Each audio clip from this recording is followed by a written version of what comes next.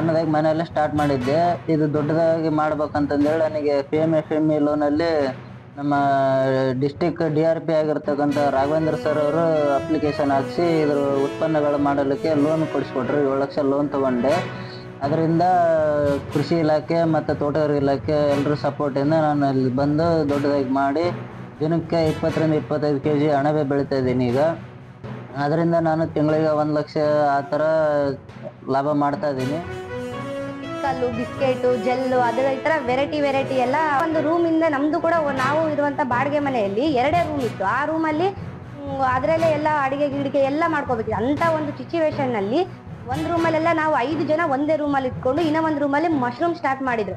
ಅಂಥದ್ದು ಇವತ್ತು ಅರ್ಧ ಎಕರೆ ಹೊಲದಲ್ಲಿ ಪೂರ್ತಿ ಶೆಡ್ಡೆ ಮಶ್ರೂಮಿಂಗ್ ಮಾಡಿದ್ದಾರೆ. ನಾವೇನು 2 kg 3 kg ನೋಡ್ತಿರುವಂಥ ಮನೆಯಲ್ಲಿ ಇವತ್ತು 25 kg ಮಶ್ರೂಮ್ ಬೆಳೀತಾ ಇದ್ದೀವಿ ಅಂದರೆ ಅದು ನಿಜವಾಗ್ಲೂ ಒಂದು ಖುಷಿ ಪಡುವಂಥ ವಿಷಯ. ಲೋನ್ ಮಾಡಿಸ್ಲಿಕ್ಕೆ ಎಲ್ಲ ಸಹಾಯವನ್ನು ಮಾಡಿದೆ. ಅಂದರೆ ಬ್ಯಾಂಕ್ ಲೋನ್ಸ್ ಸಂಬಂಧಪಟ್ಟಂಗೆ ಕ್ರೆಡಿಟ್ ರಿಪೋರ್ಟ್ ಮಾಡೋದಾಗಿರ್ಬೋದು, ಅಪ್ಲಿಕೇಶನ್ ಮಾಡೋದಾಗಿರ್ಬೋದು, ಉದ್ಯಮ ರಿಜಿಸ್ಟ್ರೇಷನ್, ಫುಡ್ ರಿಜಿಸ್ಟ್ರೇಷನ್ ಎಲ್ಲ ಮಾಡಿಸ್ಕೊಟ್ರು. ಬ್ಯಾಂಕ್ ಲೋನ್ ಆದ ತಕ್ಷಣ ಅವ್ರು ಆ ಉದ್ಯಮದಲ್ಲಿ ತೊಡಗಿಕೊಂಡ್ರು ಸರ್. ಅವರು ಮಷಿನರಿ ತೊಗೊಂಡಿದ್ದಾರೆ. ಒಂದು 7 lakhs ಪ್ಲಸ್ ಒಂದು 3-4 lakhs ರೆಟಿಗೆ ತೊಗೊಂಡಿದ್ದು ಸರ್. HDFC ಬ್ಯಾಂಕ್ ಕೊಪ್ಪಳದಲ್ಲಿ ಅವರಿಗೆ ಲೋನ್ಗಳು ಸ್ಯಾಂಕ್ಷನ್ ನಾವು ಕೊಡಿಸ್ಲಿಕ್ಕೆ ಪ್ರಯತ್ನ ಮಾಡಿದ್ವಿ.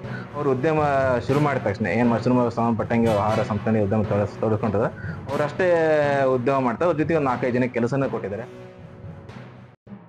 ಅದರಿಂದ ನಮ್ಮ ಜಿಲ್ಲೆಯಲ್ಲಿ ಹೊಸ ಉದ್ಯಮದಾರರು ಉತ್ಪತ್ತಿಯಾಗಲಿಕ್ಕೆ ಈ PMFME ಯೋಜನೆ ತುಂಬ ಸಹಕಾರಿಯಾಗಿದೆ.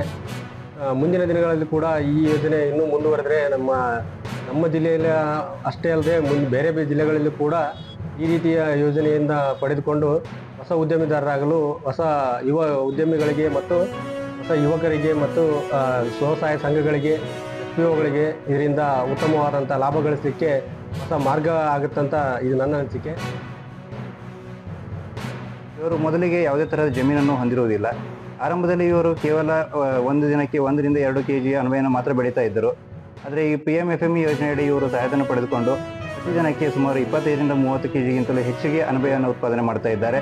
ಹಾಗೂ ಇವರು ಕೇವಲ ಅಣಬೆಯನ್ನು ಮಾತ್ರ ಬೆಳೆಯದೆ ಅಣಬೆಯ ಉತ್ಪನ್ನಗಳಾದ ಅಣಬೆಯಿಂದ ಇವರು ಅಣಬೆ ಡ್ರೈ ಮಶ್ರೂಮನ್ನು ಮಾಡ್ತಾ ಇದ್ದಾರೆ, ಉಪ್ಪಿನಕಾಯಿಗಳನ್ನ ಮಾಡ್ತಾ ಇದ್ದಾರೆ, ಬಿಸ್ಕಿಟ್ಗಳನ್ನು ಮಾಡ್ತಾ ಇದ್ದಾರೆ. ಹೀಗಾಗಿ ಇವರು ಒಬ್ಬ ಉದ್ಯಮಿದಾರರಾಗಿ ಕೂಡ ಬದಲಾಗ್ತಾ ಇದ್ದಾರೆ.